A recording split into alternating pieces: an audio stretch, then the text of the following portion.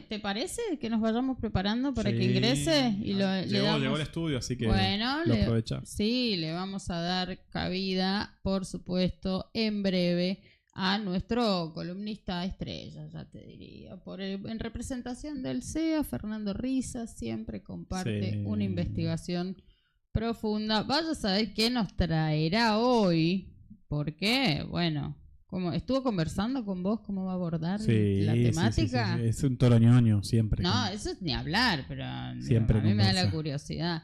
La cuestión productiva será la cuestión también geoestratégica de Polonia en el marco de estas recientes elecciones y el pedazo de análisis que venimos realizando aquí.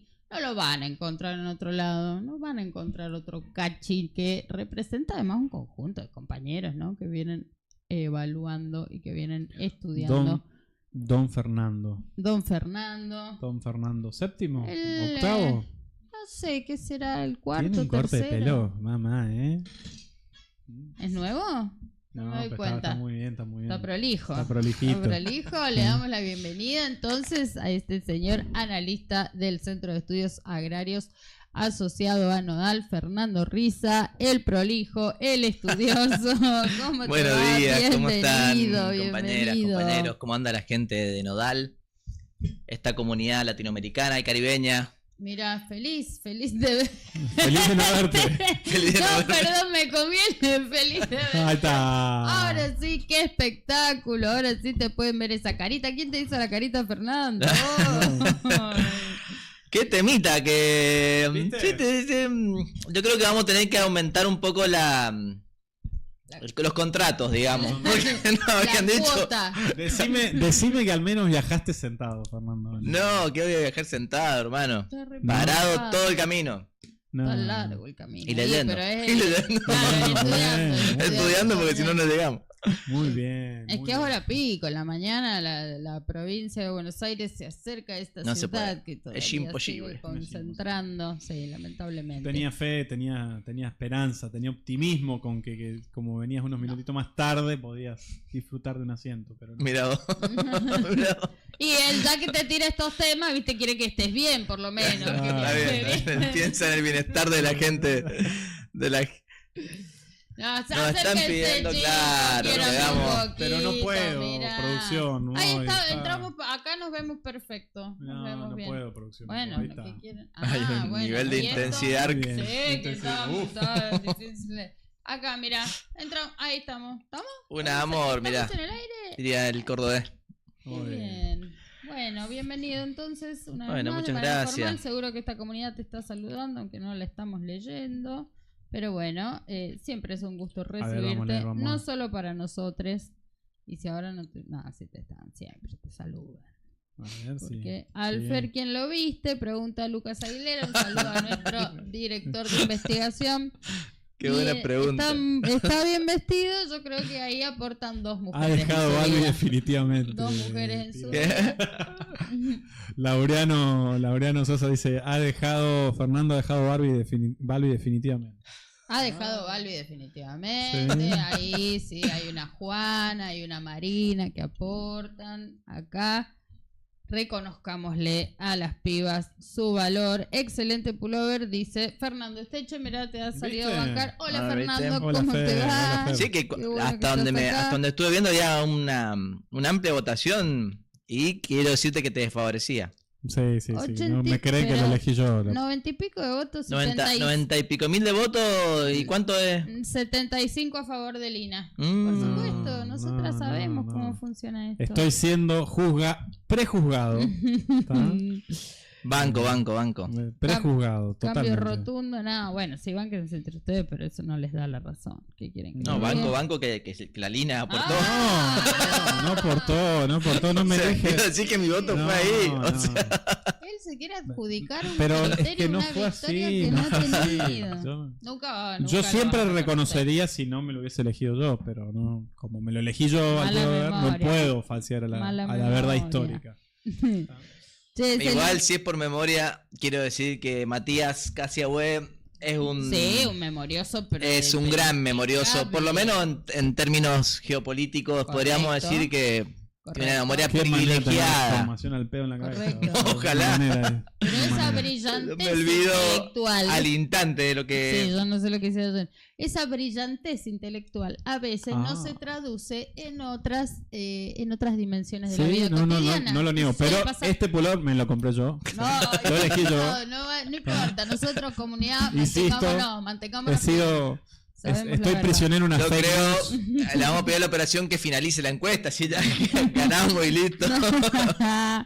La Lina dijo, soy preso de una fake news. Lina ni dijo, más ni menos.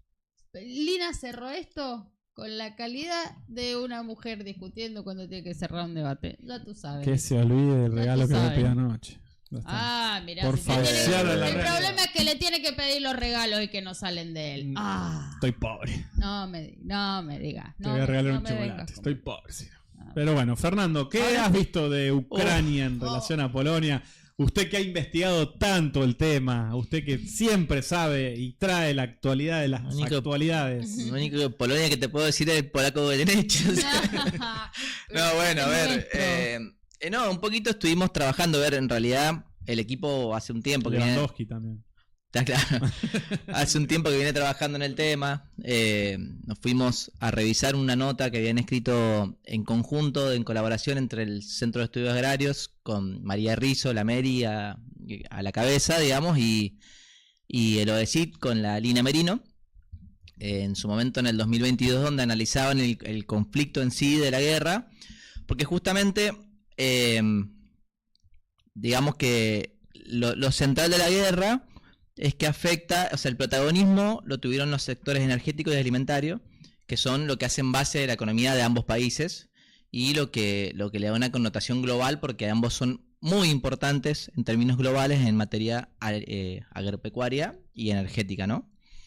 Entonces, lo que primero hicimos fue ir a revisar esa nota, porque un poco ahí caracterizábamos, digamos, el agro ucraniano, que es bastante importante, y en términos de producción de fertilizantes de lo que es Rusia, porque como, bueno, capaz no sabemos, pero para la producción de fertilizantes nitrogenados sobre todo, es fundamental el gas natural. Ajá. Entonces, bueno, claramente Rusia tiene el grifo más grande de lo que es gas natural, entonces, bueno, es un jugador global muy importante de lo que son, ya vamos a ir entrando de a poquito, pero si quieren por ahí ponemos la plaquita, muy bien, ahí está lo que es el agro ucraniano. Básicamente, no veo una goma, pero básicamente el agro ucraniano, digamos, es muy importante en materia de lo que es la producción de granos. El principal... Mandase a dónde está. Es el primer exportador de aceite de girasol a nivel global. Alcanzó las 6,65 millones de toneladas en la temporada 21-22, que fue la temporada donde... Antes de la guerra. Claro, en la previa de la guerra. Después... Tercer exportador de trigo. Es el tercer exportador de trigo. Es muy importante en lo que es producción de trigo. 24 millones de toneladas en lo que fue 2021-2022. Es el cuarto exportador de maíz después de Estados Unidos, Brasil y Argentina.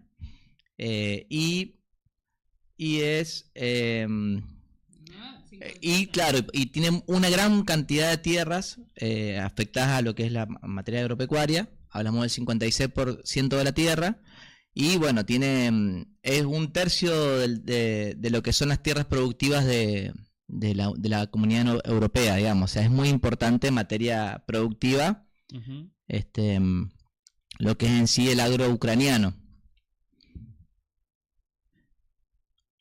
Entonces, bueno, obviamente que lo que fue el desarrollo del conflicto, lo primero que hizo, una vez iniciado, digamos, como explicabas vos, Cachi, la avanzada, digamos, de Putin sobre lo que es la provincia del Donbass,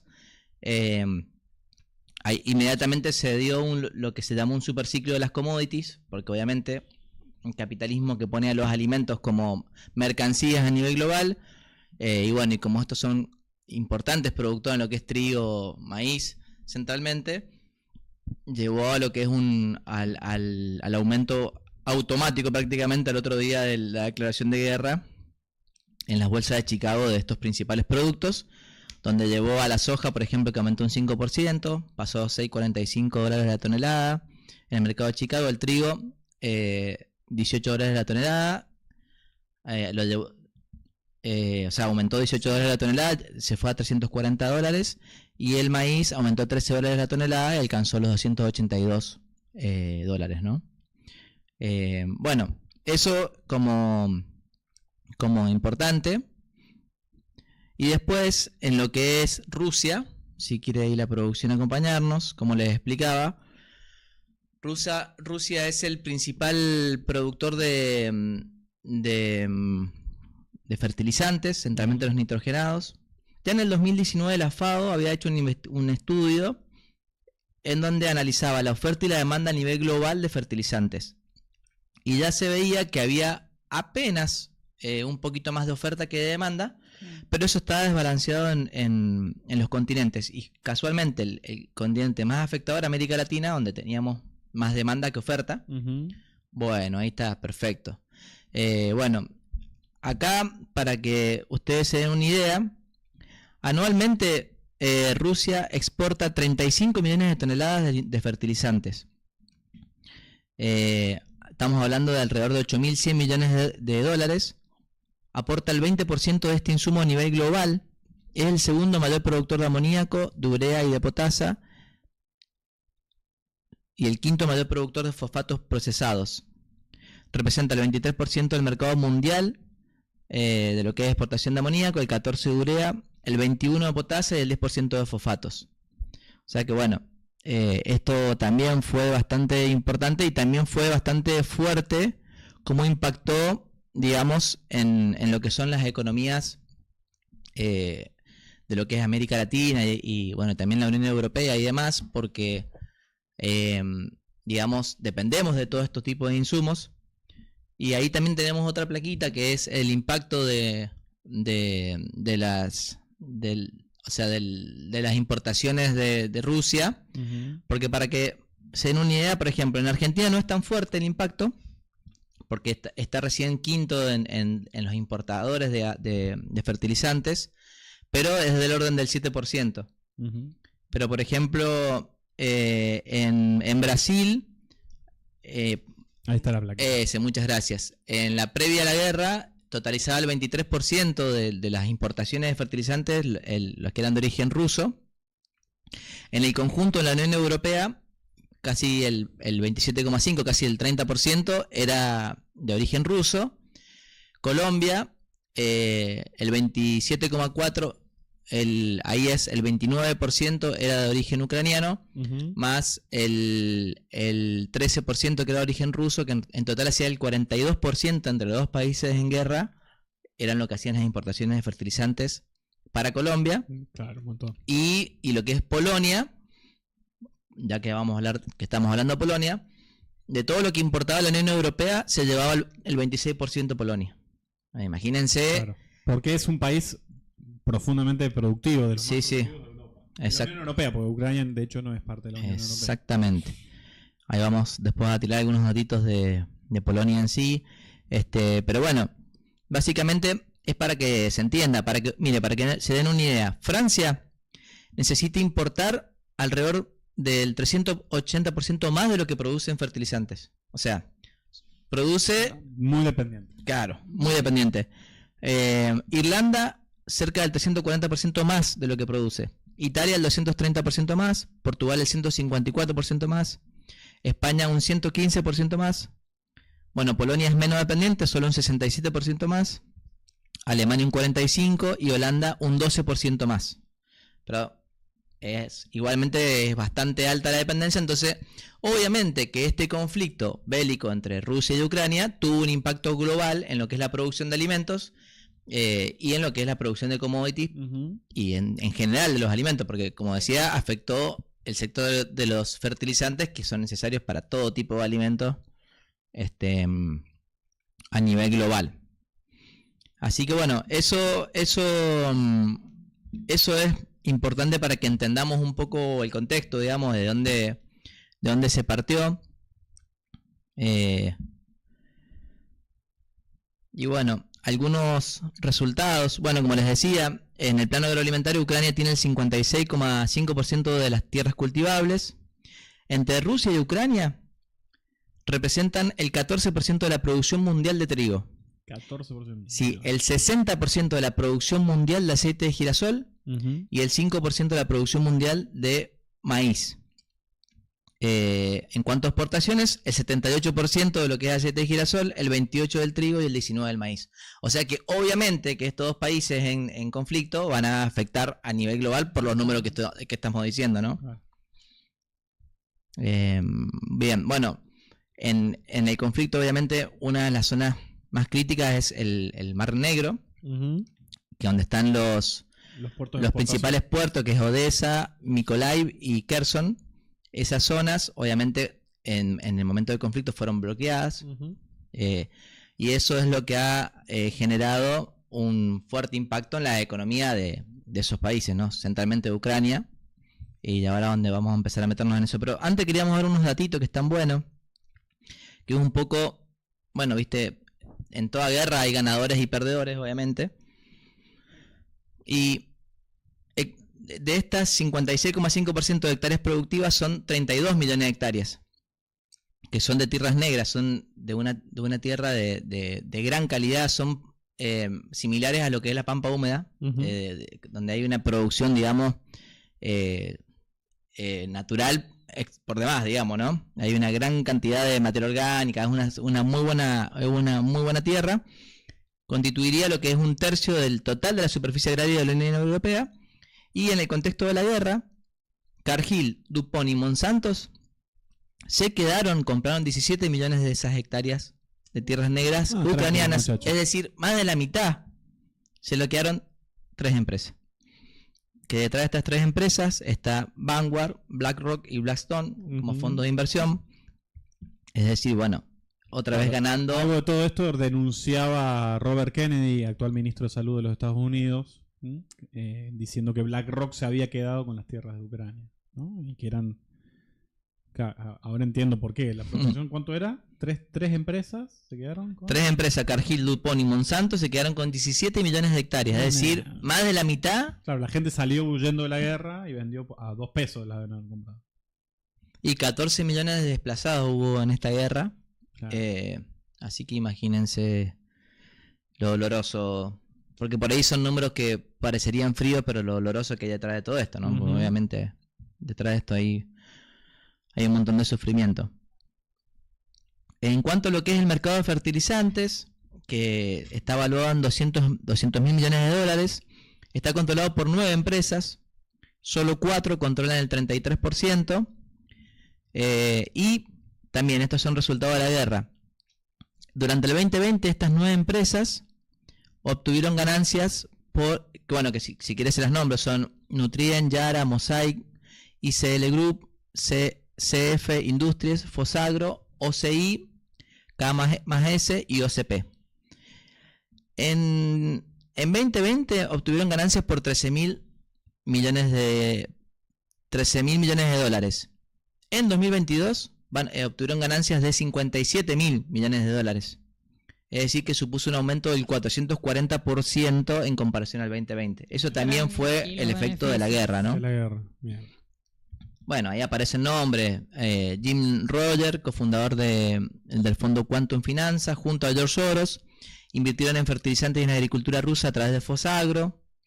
BTB Capital, banco de inversión ruso, asumió la tarea de reforzar el sector y convertirse en el mayor actor del mercado de cereales, invirtiendo 2.000 millones de dólares en el negocio. Y Oleg Deripaska, el hombre más rico de Rusia, es propietario de Kuban, uno de los mayores holding agrícolas. O sea, pasa por la cuestión agropecuaria, claramente la cuestión de la riqueza, ¿no?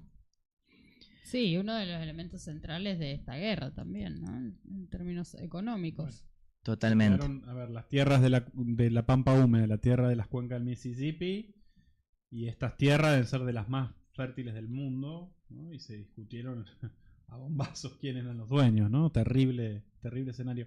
Ahora, Fer, ¿cómo está? ¿Qué pasó con Polonia? Porque Polonia también es un país, ¿sí? Es parte de su despliegue económico en la Unión Europea, con ese 4,4 4% del PBI del total de la Unión sobre los 32 países que conforman la Unión, ¿sí? ¿Qué pasó con la producción agropecuaria de Polonia en relación a la guerra? ¿No? Mira, para empezar, bueno, vos lo decías recién, Polonia es un productor importante dentro de lo que es la Unión Europea, tiene una amplia gama de productos agrícolas, es el mayor productor de lo que es aves de corral y manzanas, en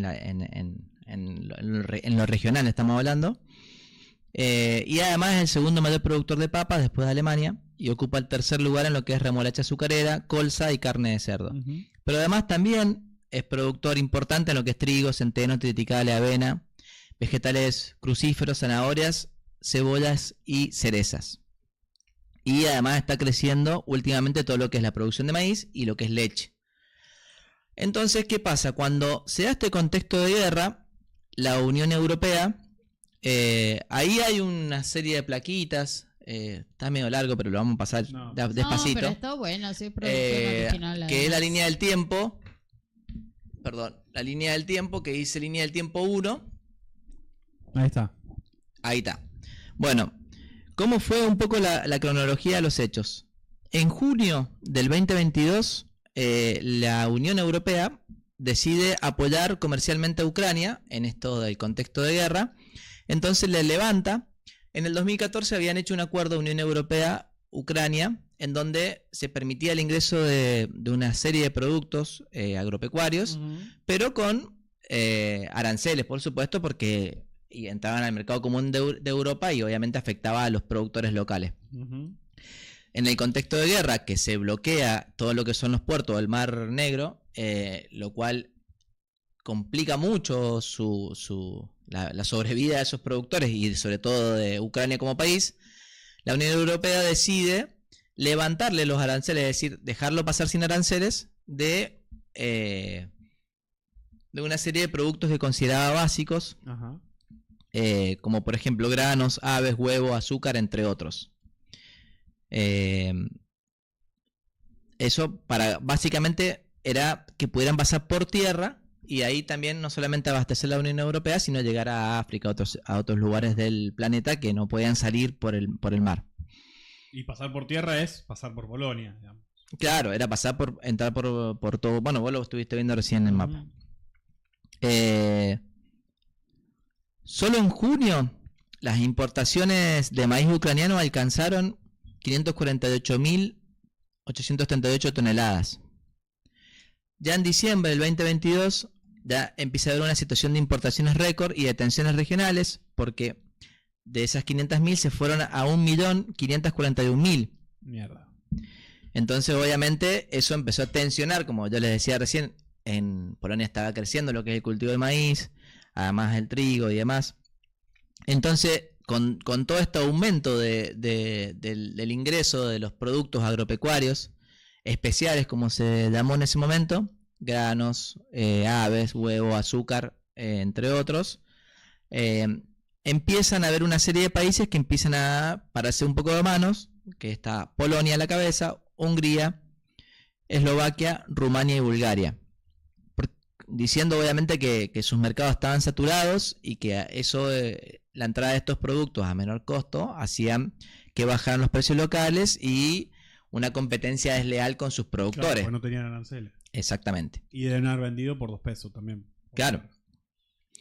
Ya en el primer trimestre del 2023 hay una crisis por el grano ucraniano en Europa del Este y empieza a darse todo un contexto de fuertes protestas en Europa del Este, agricultores en Polonia, en Hungría, en Eslovaquia, en Rumania y en Bulgaria, por esta competencia desleal que generaba el ingreso masivo de todo este tipo de productos, que obviamente, bueno, complicaba a los productores locales, y empieza a darse un proceso de prohibiciones unilaterales, que significa que directamente estos países que decía, directamente prohíben el ingreso de todo este tipo de productos, incluyendo los cereales, las frutas, el azúcar, la miel, la carne, el vino, entre otros. Ahí si querés poner la línea del tiempo 2, hay una reacción de la Comisión Europea donde declara que, bueno, que eso es ilegal porque están dentro de un mercado común, y si hubo un acuerdo del mercado común no se pueden cortar solo como díscolos, digamos, este grupito de países que estaban en desacuerdo. Entonces empieza toda una serie de negociaciones para ver cómo logran un acuerdo, digamos, bueno, que les permita llevar adelante el proceso. Eso destraba en marzo del 2023 el primer paquete de ayuda agrícola. Este primer paquete que la Comisión Europea pone a estos países, al grupo de Polonia, Hungría, Eslovaquia, etc., 56,3 millones de euros destinados a los agricultores de estos países para, bueno, compensar un poco digamos, el deterioro de sus condiciones por el aumento de las importaciones ucranianas. En abril del 23 siguen todo lo que son los procesos de negociaciones para desactivar el conflicto y evitar la fragmentación, y lo que lleva al 2 de mayo un primer acuerdo inicial formalizado, que lo que hacen es, bueno, permitir que ingresen, pero hay unas restricciones de 4 cereales claves, sí, que haría solamente como tránsito, es decir, lo que es el trigo, el maíz, la colza y la semilla de girasol, solamente transitan por Polonia, Hungría, Eslovaquia y Rumania y Bulgaria. No pueden ni ser almacenados ni ser comercializados en esos países. Esto llevó al levantamiento de las prohibiciones unilaterales, y bueno, y se reabrió los mercados en estos países, sí, de aves, frutas y verduras. Hubo un nuevo paquete de ayuda agrícola donde se liberaron 100 millones de euros adicionales para estos productores, y bueno, y un compromiso de permitir el pasaje de estos alimentos. Estas medidas iban siendo anuales y se renovaban cada 5 de junio. El 5 de junio del 2023 se hace la evaluación y las perspectivas, se finalizaba este régimen, se decide prorrogar hasta el 5 de junio del 2024, sujeto a la aprobación del Parlamento. Bueno, ahí lo que termina sucediendo es que se sigue con este régimen de los productos esenciales, pero con un acuerdo de que no podía superar el promedio de ventas del 2021 al 2023. ¿Se entiende? O sea, si el ingreso del trigo, el ingreso del maíz, el ingreso de la colza, el girasol, claro, si el promedio habían sido 25 millones de toneladas en el promedio del 2021-2023, a partir de la tonelada 26 millones se empezaba a restituir los aranceles previo a la guerra. Claro. ¿Se entiende? Sí, se entiende. Entonces, bueno, eso empieza a suceder y así se ha mantenido hasta la actualidad, que hoy, casualmente, 5 de junio, es el último día, porque la última prórroga fue... Estamos en la actualidad de las actualidades. Acontecimiento en pleno desarrollo. Me quiero poner el parche como Walter Martínez, decir, estamos en acontecimiento en pleno desarrollo, porque claramente, justamente hoy es el último día, porque además ya se había anunciado que a partir del 6 se levanta a la situación preguerra, es decir, que lo arruinan a los ucranianos porque estaban dependiendo muchísimo de esa cuota de exportación, cuota de exportación. Ahí estuvimos trabajando también, si la operación nos acompaña, hicimos unos cuadritos de lo que implica, acá está, lo que implican las importaciones a la Unión Europea de productos ucranianos y viceversa, ¿no? Las importaciones a Ucrania de productos de la Comunidad Europea. Vamos a empezar. Bueno, el comercio total, acá está. Bueno, la Unión Europea es el principal socio comercial de Ucrania, representando más del 50% del comercio de los bienes y servicios en lo que fue el 2024. Y para la Unión Europea, Ucrania es el 16º socio comercial. Representa solo el 1,3%. Claro, no existe. No existe. No le mueve la aguja. Del comercio total de lo que fue el año pasado. El comercio total de bienes y servicios entre la Unión Europea y Ucrania alcanzó 67.200 millones de euros en el 2024, lo que significa que el comercio de bienes se ha más que duplicado desde la entrada en vigor del Acuerdo de Libre Comercio en el 2016. Hay una se está yendo o sea, se hizo un acuerdo de lo que es la zona libre comercio ampliada y profundizada en el 2016, que es esto que estábamos hablando, y que hay una perspectiva de que en el 2030 Ucrania integre la Unión Europea. Claro, esto tiene que ver con el Euromaidán y con toda la crisis de Crimea que vimos al comienzo, ¿no? Como resultado de esa crisis, ¿sí? Donde efectivamente Ucrania cambia de aliado estratégico, pasa de la órbita de Rusia a la órbita de la Unión Europea. Ahí se firma en el 2016, ¿sí? 2 años después del Euromaidán y la separación de Crimea, se firma este tratado de libre comercio, ¿no? En algunos rubros, ¿no? No es en todos los rubros de la economía ucraniana este tratado.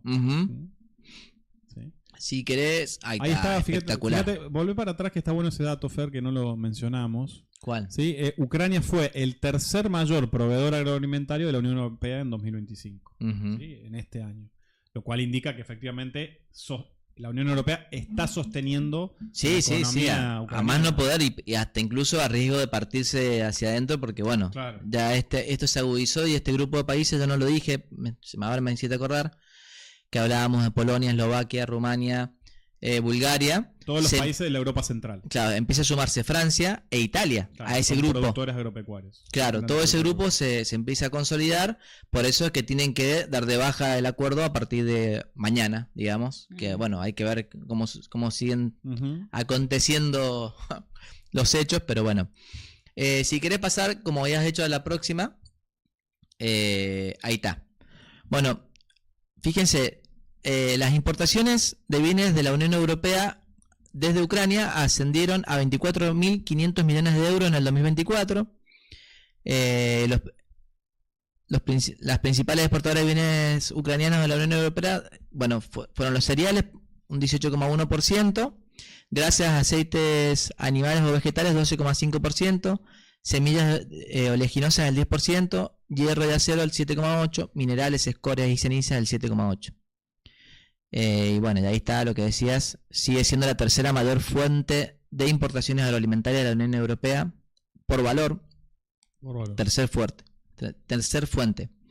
Y después, la que sigue, la plaquita que sigue, gracias, las exportaciones de la Unión Europea a Ucrania ascendieron a 42.700 millones, o sea, mucho más, claro, más del doble.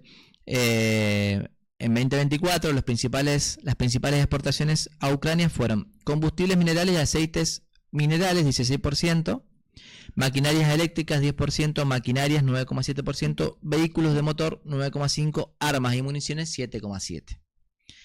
Es decir, bueno, está clarito, uno te exporta materias primas, el otro te exporta elaborados, ¿no? Y fierros. Y fierros, claramente. Y fierros. O sea, le venden material bélico, ¿no? La Unión Europea. Ahora entendemos por qué la Unión Europea está tan interesada en continuar con la guerra, ¿no? Y claro. Sí, igualmente acordate que era el 16º en importancia en su importancia. Claro, en su economía, ¿no? Tampoco es que sea tan importante, pero bueno, definitivamente hay ahí buscar sostener a Ucrania como el lugar. Es más, este grupo de todo lo que Eslovenia, Lituania, Letonia, todo ese grupo de países, eso sucedió, lo tengo por ahí, no sé en dónde, mandaron una carta a la Comunidad Europea para acelerar el proceso de ingreso de Ucrania, que como decíamos iba a suceder en el 2030, para un poco aplacar todo este lío que está habiendo entre los productores y demás. Y no, von der Leyen salió diciendo, muchacho, está planificado para el 2030. Sí, no, claro. Yo me y ahora está supeditado a la guerra, ¿no? Sí, No, que me preguntaba por eso, y bueno, no sé si lo habrán podido abordar, pero ¿cuál había sido la respuesta del sector de los trabajadores rurales? ¿Viste? Si hubo alguna respuesta organizada, si hubo alguna protesta en relación a lo que acontece en términos económicos y productivos, o si no la hubo, o buscar... No, bueno, eso sí lo plantea. O sea, hubieron una serie de protestas, sobre todo en los países del grupo, bueno, de los productivos de Europa del Este, bastante manifiestas, y la respuesta de la Comunidad Europea fueron 2 ayudas económicas, Claro, una de exacto. 56,3 millones de euros y otra de 100 millones de euros. Que presentaste de una recién con las claro. plaquitas, como un parche. Ese fue, claro. Total. Y fue esto. A este grupo de países que solamente permitan el tránsito de los productos que a ustedes los afecten, pero sí déjenme entrar los otros, que ahí es aves de corral, huevo, azúcar. Y miel. calmaron. Sí, pero no, en la tensa calma, digamos. Claro. En la tensa calma, porque en realidad lo que ellos hacen es primero accionar. Ellos primero accionan diciendo, prohíben unilateralmente. Este grupo de países prohibió de la noche a la mañana unilateralmente todo el comercio de los productos ucranianos, y saltó a la Comunidad Europea acá, ¿viste? El cogote. Sí, y hubo unas negociaciones diplomáticas, bueno, guerra de comunicado, esto, lo otro, hasta que se acomodan un poco en estos acuerdos que han ido logrando. No, las protestas del año pasado del sector, acuérdense que la inmensa mayoría de los países de la Unión Europea estuvieron atravesados por conflictos con sus sectores agroalimentarios. Sí, ¿no? que fueron a tirar... ¿Qué fueron a tirar? Mierda de Mierda, claro, animales, tirar mierda de animales a Bruselas, Exacto. a la ciudad, digamos, al Consejo Europeo. La puerta del Consejo Europeo la llenaron de mierda, ¿sí? Con tractores y camiones que tiraron abono. Abono. Ujú. Y tiene que ver con este marco, ¿no? De como para sostener artificialmente la economía ucraniana en el contexto de guerra, ¿sí?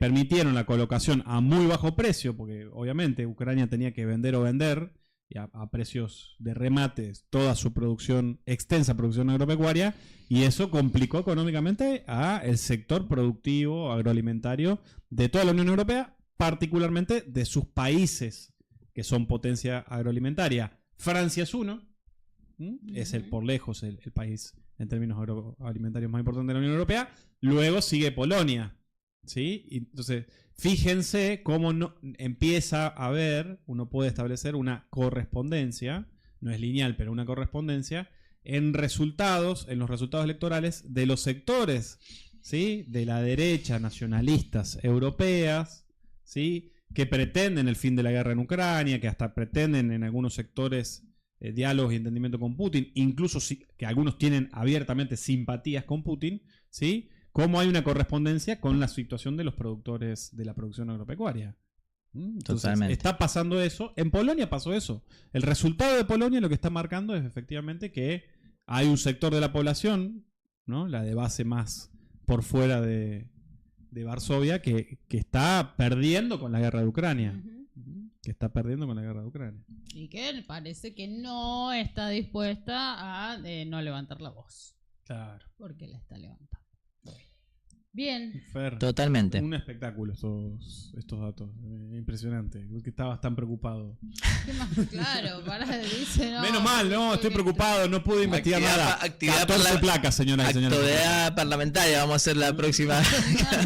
Joder, bueno. No, pero además sigan las producciones del SEA, porque no solo están semanalmente aquí en Nodal Se Prende, sino que además lo están traduciendo, valga la redundancia, lo están traduciendo en notas, artículos escritos, de análisis, en diferentes producciones, en las redes sociales del SEA, sus plaquitas, en síntesis también de lo que semana a semana traen de análisis, de información rigurosa y muy, pero muy variada de cualquier y por territorio supuesto, del mundo, aquí en La nota de opinión que escribiste sobre el mar meridional, Fer, es excelente. Digo, yo creo que hay cosas y hay elementos que el SEA le aporta a Nodal que enriquecen por demás los análisis geopolíticos, ¿sí? Que como no miran estas cosas, los analistas internacionales se pierden una parte importante de las discusiones, ¿no? Entonces gana la derecha europea y todo el mundo preocupado y demás, y en realidad lo que no están mostrando es que esa derecha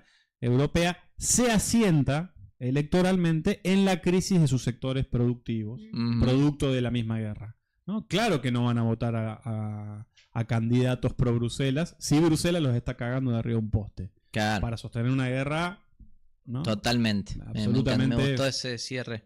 Sí.